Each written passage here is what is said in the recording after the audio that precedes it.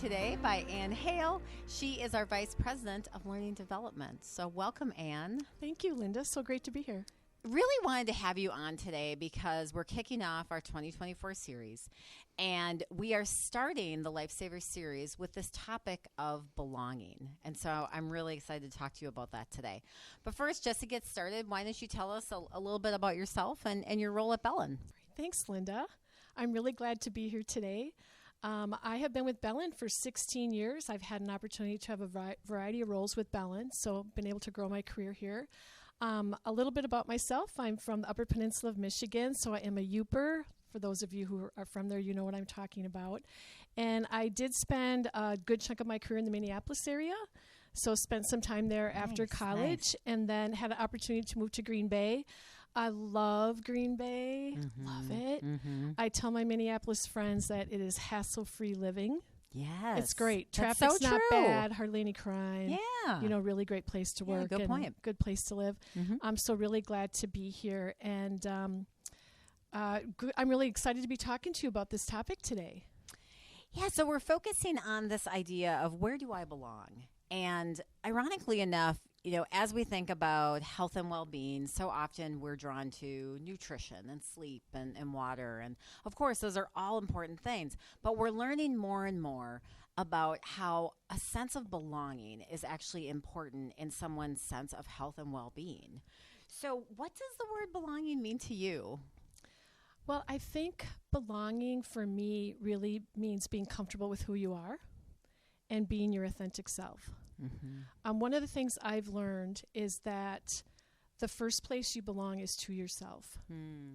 And Maya Angelou actually is the one who has said that.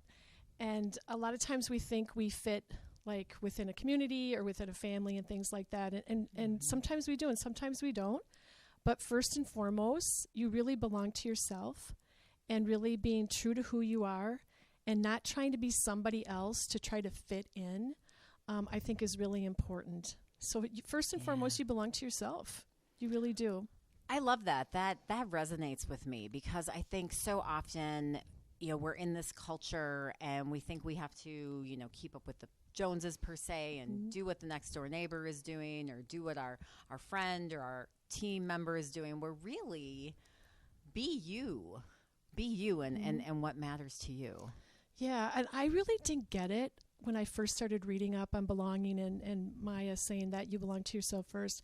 I really didn't get it. And then my parents died. So my dad has been dead for 30 some years and my mom recently has passed. And I always felt like I was their child, you know. And then when they left this world and then I'm here, I that's when I really finally got it. It's like I still have been a part. They're still a part of me and I was a part of them. And even when they're gone, I can still feel their love. But when it really gets down to it, I really belong to me. And being who I am and being true to myself is really one of the most important things. I really believe that. Absolutely. So sometimes the question comes up and sometimes I just ask people just so that they can get a sense of really what that feeling of belonging is. And so for you, where do you feel like you belong? Well, I feel like I belong in many places, really. That's good. I belong to myself, as I said earlier. I was really fortunate to grow up in a really great family. So I've got 2 sisters and a brother that I'm really close to. So I'm really fortunate about that.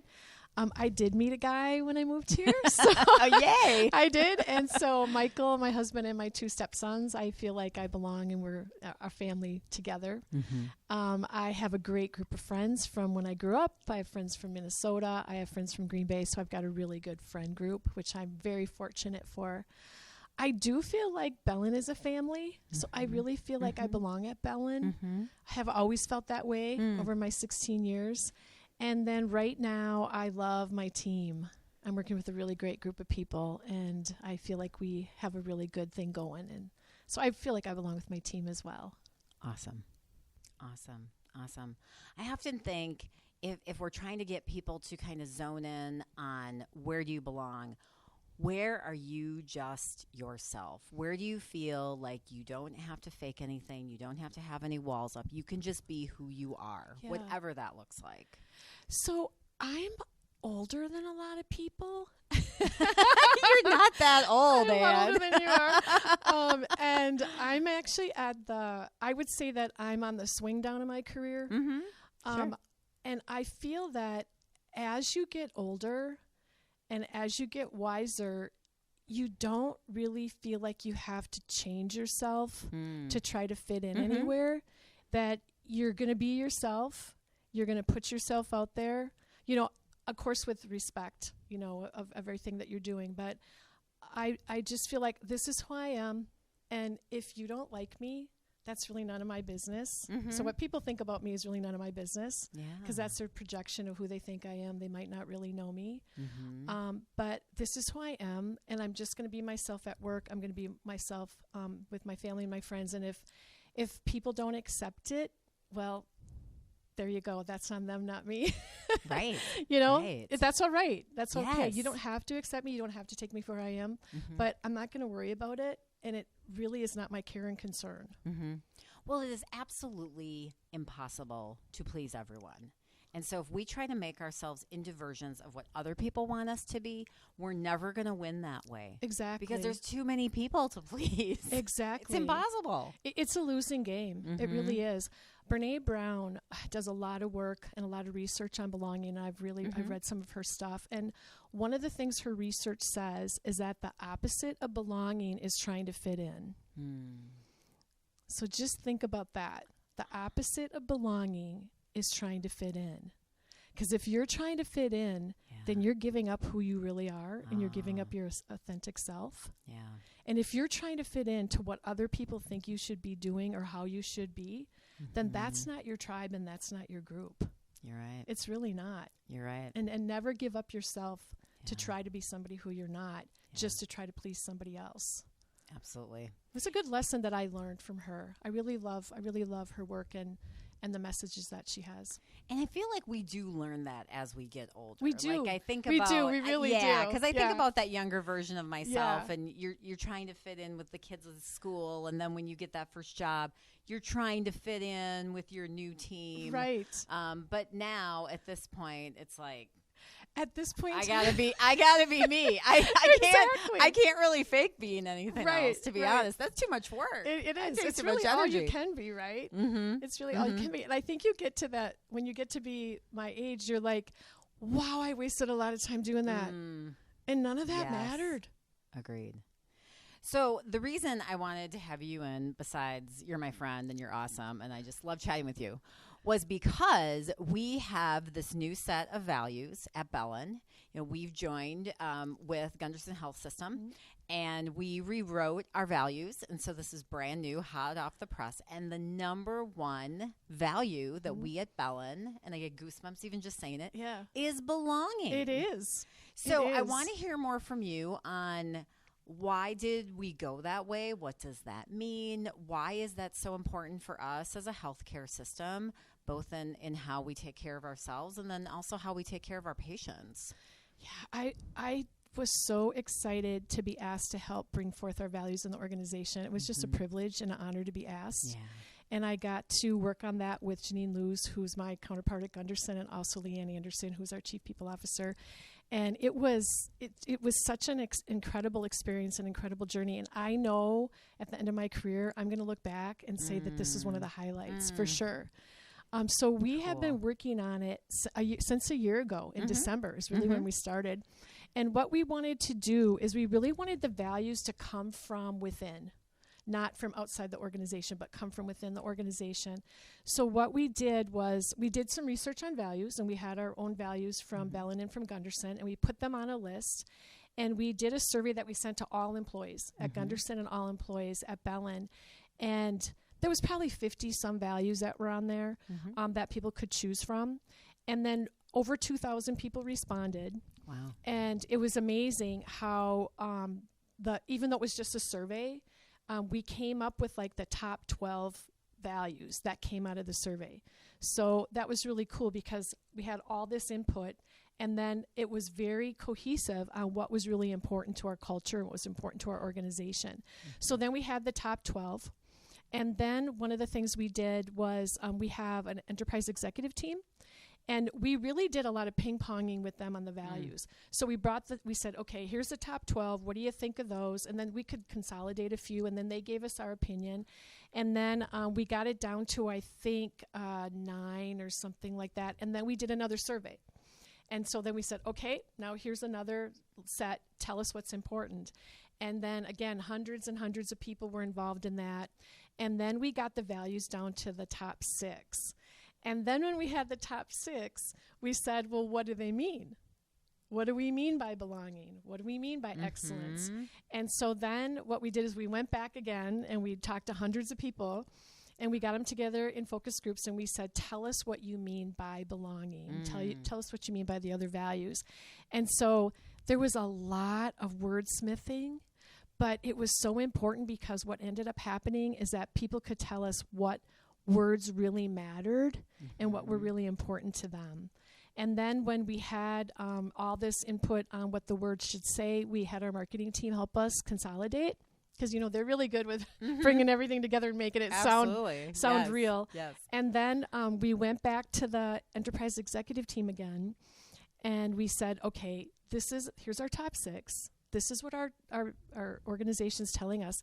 And it was so cool because Dr. Rathgaber, who is our CEO of Bellin and Gunderson, he said, they spell breath. Yes. They spell breath. So for those of you who don't know, our values that we came up with are belonging, respect, excellence, accountability, teamwork, and humility. And breath is the Latin word for spiritus. So what really resonated, it was like, this is the spirit of our organization, and they spell breath. So that was really cool. I remember I got goosebumps when that happened. Like, oh my gosh, cool. that really is cool. And then for those of you who don't know, I'm just going to read what our value is for belonging. Yeah.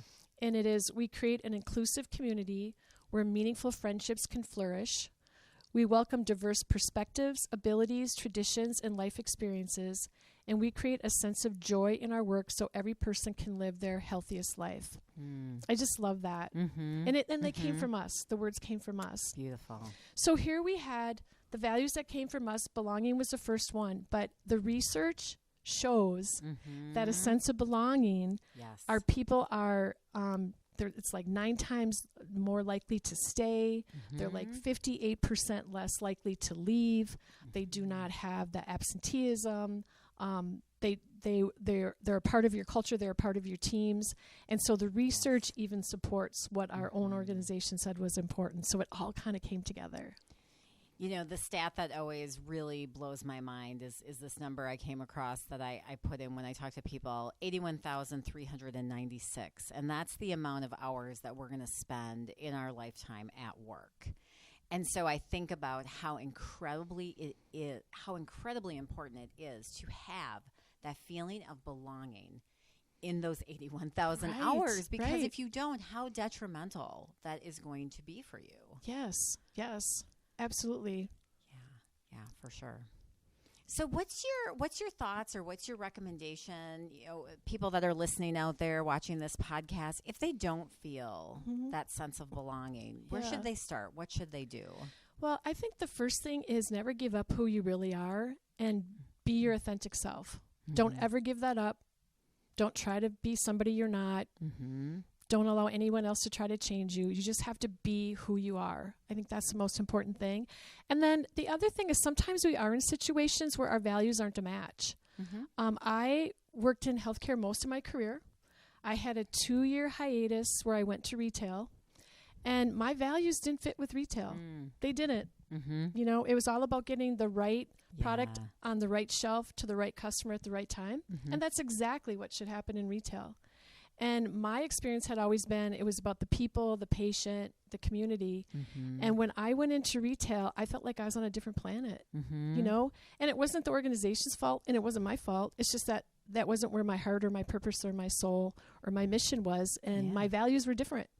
So I think it's really important to be clear on your values and really work where your values are a fit. I think that's kind of it. So be who you are. Do not give up yourself for anybody. Make sure you have a value match with where you're going to spend those 81,000 hours. And I think then you'll have, you'll have a more joy in work, and you'll feel that you're more connected. Yeah. I totally agree. I think that, if you feel like something is off, something is off. Right. And that's right. when you need to dig a little deeper, Yeah. explore a little bit more, talk to the people that know you. Talk to the people that really you can say, hey, I'm kind of not feeling right about this. And they can maybe help you kind of sort through that. Yeah. Just to get back to that authentic self. And I think another thing, too, is that get to know people. Mm-hmm. I mean, do you really know who you work with? Mm-hmm. I mean, I feel like we do. We have something that we do every month. We all go out to lunch together. Nice. And I've got a few people who work more remote than others. And I always want to lay eyes on people like, yes. I see you on the screen, but I want to see you like this to make sure you're okay, Yes. And so we get together every month, and we don't talk about work. That's not our time to talk about work. It's our time to talk about how you're doing, what's going on. Yeah. We all keep in touch with each other. We have weekly meetings where we do a lot of check-ins and stuff like that. And do you know each other? Do you know what's happening in people's lives? Mm-hmm. And do you know what's really important to people? And not just about their careers, but about their purpose. Agreed. And how can you connect people's purpose to their work and to the organization? I think is just really important. And a lot of it's just being kind. Mm-hmm. Just being kind to people. Yeah. Yes. And there's a lot of new people like in my building and things like that. There's a lot of people that come and go, and then we have remote people that I don't see all the time, and it's just like, hi. Who are you? I'm Ann. I don't think we've worked together yet. I haven't met you yet. People like, oh no, here comes that girl that says something to me in the hallway. But seriously, like, who are you? How long have you worked here? What's your job? I don't think I had a chance to meet you. Yes. But how are you today? And then I get to know them, and I know then we can see each other in the hallway and talk a little bit more and connect and all that. But it's really about connecting with people and just really getting to know people. Well, I always say, too, no matter what your role is in any organization, you are a human being first. So whatever that looks like for you, whether you have kids, you have a spouse, you have a dog, you have a mom that's aging, whatever it happens to be, you're that human being first. And you bring all of that into a workplace. So when you're able to connect with people and they know who you are, there's just this extra comfort level because you're just being the human that you were meant to be. Yeah. I agree. And that's big. I think so, too. And I think another thing that connects us together is shared experiences. Mm-hmm. So I know that if you haven't worked in healthcare, you have no clue of what it was like to work in healthcare during COVID. Oh, that is true. You have no idea. That is true. No clue. That is hard to describe. Yeah, Very hard to describe. I know. We all went through it. It was a shared experience, right? We all went through it together. Indeed. Yeah, I know we were all working 6 days a week. We all had 2 different jobs or 3 different jobs we were doing and all that. It kept us busy. It did, and it brought us together. It did. Mm-hmm. It really brought us together. And then you can even do micro experiences. So I have no idea what it's like being an ICU nurse because I'm not an ICU nurse. But boy, people who have been ICU nurses during COVID, they know what it was like. People in our emergency department, they know what it was like. And so sometimes those shared experiences, whether they're good or stressful or challenging, I think that's another way that we feel like a connection to each other and also kind of perpetuate that sense of belonging. Yeah. And that's another tip, too, for people that maybe aren't feeling a sense of belonging is to find people with shared experience. And that can be something really simple, like joining a club that has the same hobby as you, or it can be, what did you do for Thanksgiving? Oh, you have that in your family, too, or whatever that might look like. Right, exactly. Those are shared. Yeah, and you can be intentional about that. Mm-hmm. When I moved back here, I'm from Escanaba. I used to live on the lake and did a lot of sailing, missed the lake. And then I moved to Minneapolis. The lakes were like this big and you could walk around them. And I'm like, that's not a lake. That's not a lake. That's not a lake. But you could walk around them. And then when I moved back here, I wanted to meet guys, but I also wanted to sail again. Yeah. And so I joined a sailing club on Lake Winnebago. And so once a week I got to, do my sailing on a little lake, and I did meet guys, but I was like twice their age, so it didn't work out. But anyway, but put yourself in situations, of things that you like to do, and places you like to be, and then you'll also find people who have those same interests. It's true. It's true. Well, Anne, any final thoughts today? Any other recommendations or things you wanted to share with our audience on belonging? I think just a few things. If you're a leader, have open and honest communication. I think that goes a long way all the time. Mm-hmm. Be inclusive in your leadership. Empower people. Include people in meetings. Include people in decisions. Yeah. Get to know your people. Who are they really, and what really makes them motivated, and what do they like to do in their interests and things like that, and just know who they really are. I think that's a really important thing. Create spaces for people to build teams. Opportunities for people to get together. Mm-hmm. It doesn't always have to be formal team building kind of things. Yeah. Just have times that people can connect with each other as they are, and maybe not have a work topic. I think that's important. And then I think it's really important to share your vision of your organization and with your team, because people really want to have meaning and purpose at work. Mm-hmm. And if they know the vision, they'll know how they fit in and how they belong.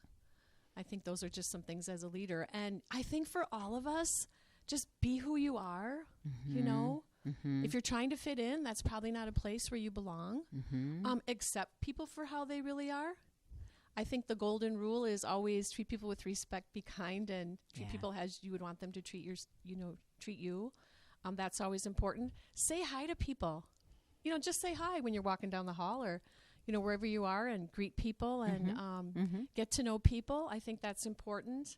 And I think another thing is appreciate people's differences and opinions and ideas. I think that's another way for people to feel belong. And then, as always, I think just try to spread joy wherever you go. Make it a better place wherever you are. So those are just some things I think about belonging. Love it. So much good stuff there. I mean, when you think about, yes, treating people as you want to be treated, whether you're a leader, whether you're an employee, no matter what, we're all human beings. So doing those things to really have that sense of belonging, so valuable. It's not that hard. No. Well, thank you so much, Anne, for coming in today. We really appreciate your time and all this just great information on belonging. And thanks to our audience for listening today. Please like, subscribe, and share this podcast. Have a great day, everyone. Thanks, Linda. Take care.